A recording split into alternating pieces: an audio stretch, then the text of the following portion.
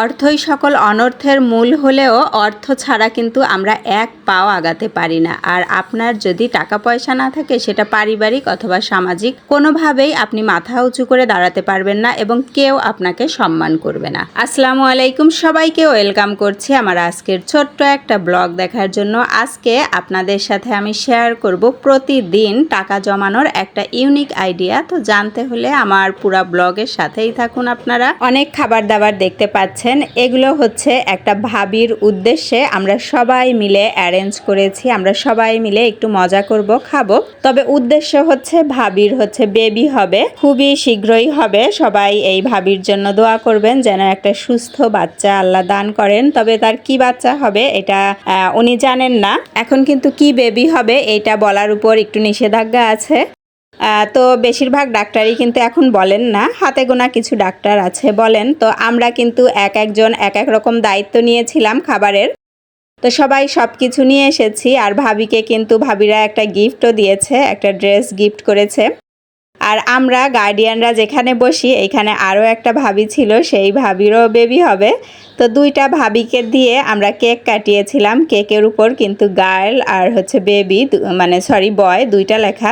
আর এই কেকটাও কিন্তু আমরা কিনে আনিনি, আমাদের মধ্যেই এক ভাবি কেক বানান। এটা আগের দিনের একটা বার্থডে কেক ছিল, এটাও ভাবি বানিয়েছেন। ওই ভাবি কিন্তু কেকের অর্ডার নেন। আমরা সবাই মিলে কিন্তু মজা করে খাওয়া দাওয়া করেছি। তো তখন আর ভিডিও করতে পারিনি যেহেতু সবাই খাবার খেতে ব্যস্ত ছিলাম। তো এরপরে শুক্রবার দিন আমি কিন্তু বাসায়, আমার বাচ্চা বলেছে যে ও চিলি চিকেন খাবে। তো আমি বললাম ঠিক আছে, তোমাকে চিলি চিকেন রান্না করে দিব। সকালবেলা আমি রান্নাঘরে চলে এসেছি, যেহেতু সকালে একটু গ্যাসের সমস্যা হয়। তো অল্প গ্যাসেই রান্না করেছি। আমার চিলি চিকেন কিন্তু রেডি। পোলাও রান্না করব আর চাইনিজ ভেজিটেবল, এগুলো আমার বাচ্চা বলে দিয়েছে। তো অল্প গ্যাসেই কিন্তু আমি বসিয়ে দিয়েছি। বসিয়ে দিয়ে এদিকে দেখি বাচ্চারা ঘুম থেকে উঠে গিয়েছে। তো ওদেরকে আমি একটু নাস্তা করিয়ে দিব।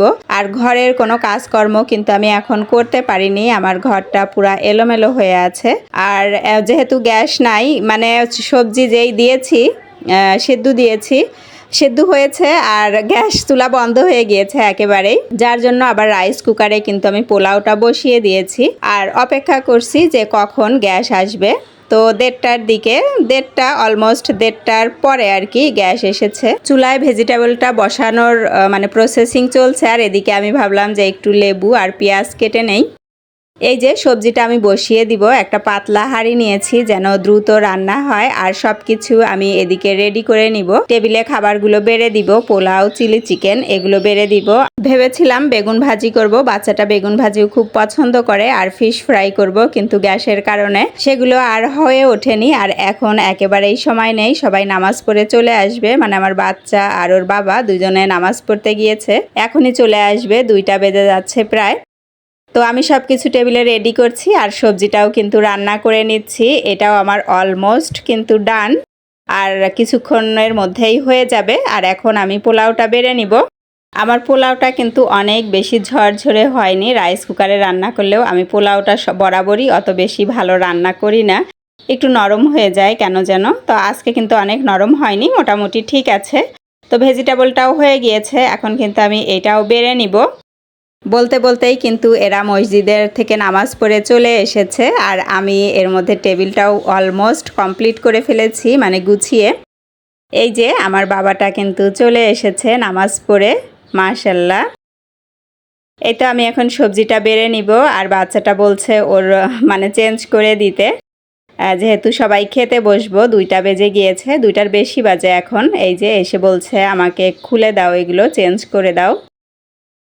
আর আসার সময় এই যে কটকটি নিয়ে এসেছে, এগুলো খেতে কিন্তু ভীষণ মজা। ও নামাজ পড়তে গেলেই এসব নিয়ে আসবে। আর কিছু কিছু বাজার এনেছে, ও নাকি বলেছে তরমুজ খাবে। তরমুজ এনেছে, কাঁচামরিচ, লেবু, তারপরে টমেটো, আর এখানে বেল এনেছে। দুপুরের খাবার খেয়ে আমরা সবাই কিন্তু একটা ঘুম দিয়েছি। এরপরে সন্ধ্যার কিছুক্ষণ আগে উঠে আমরা সবাই তরমুজ খাচ্ছি। আর আমি দেখি যে আমার শাশুড়ি বেলের শরবত বানিয়েছে, তো আমার জন্য রেখে দিয়েছে।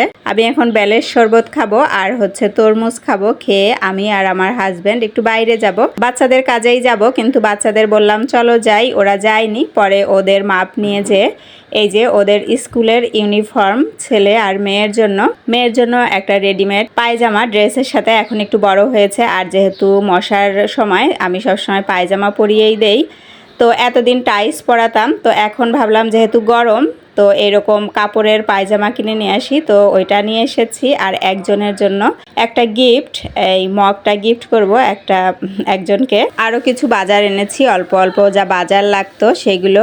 এখন আসি টাকা জমানোর ব্যাপারটার বিষয়ে। প্রতিটা দিন মানে মাসের প্রত্যেকটা দিন আপনি টাকা জমাতে পারবেন, এই ইউনিক একটা আইডিয়া আপনাদেরকে দিব।